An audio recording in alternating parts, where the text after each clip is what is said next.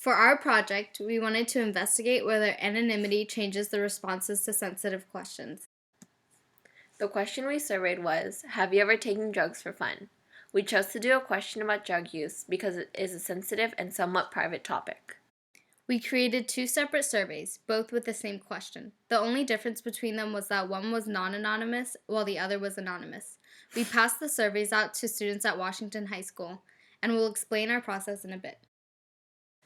We hypothesized that the 2 surveys will have very different responses from each other and that there will be more yeses on the anonymous survey than the non-anonymous survey, because students are probably less likely to admit that they've taken drugs if their names are recorded and they think they will get in trouble or be confronted by school authorities. To get an accurate representation of the population at Washington, we separated Washington homerooms into strata based on their grade levels and did a stratified random sample. To randomly select the homerooms from each grade, we numbered the list of homerooms in each grade from 1 to however many homerooms there are. We used the random integer command on our calculator to generate 2 unique numbers and find the corresponding homerooms. Here are the numbers chosen for the freshman homerooms.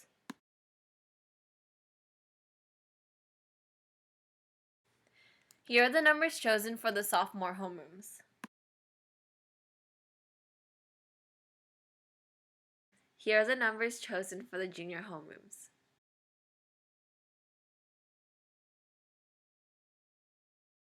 And here are the numbers chosen for the senior homerooms.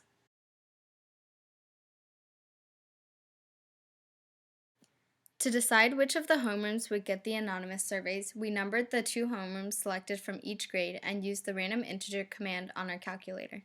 The homeroom corresponding to the number randomly generated got the anonymous survey.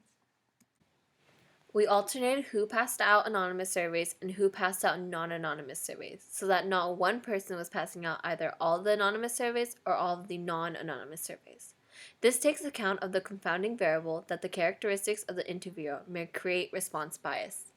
We forgot to take pictures of us passing out the surveys and of students taking the surveys, but we promised that we did it. Here are pictures of the filled out surveys. While passing out surveys, there was some non-response bias when a few students did not fill them out because they were doing homework or studying. To make sure that we got as many responses as possible, we chose not to pass out surveys on Wednesday because many students tend to miss homeroom on that day. We tallied up the responses, and here are the results. It turns out that more anonymous surveys were filled out than non-anonymous surveys because the number of students in homerooms varies. So, we made relative frequency graphs to make an accurate comparison. As you can see, there are high percentages of no's for both surveys, so we assume that is because the majority of Washington students have not taken drugs for fun, but we can't be sure. That's a whole other story, though. But there is a larger percentage of yeses in the responses of the anonymous survey than the non-anonymous survey, which agrees with our hypothesis that students are probably less likely to admit they've taken drugs if their names are recorded. From the results of our experiment, we can conclude that anonymity does change the responses to sensitive questions.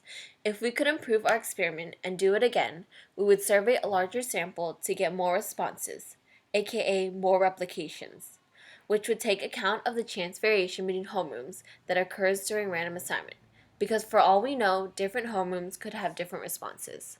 Thanks for watching. Bye!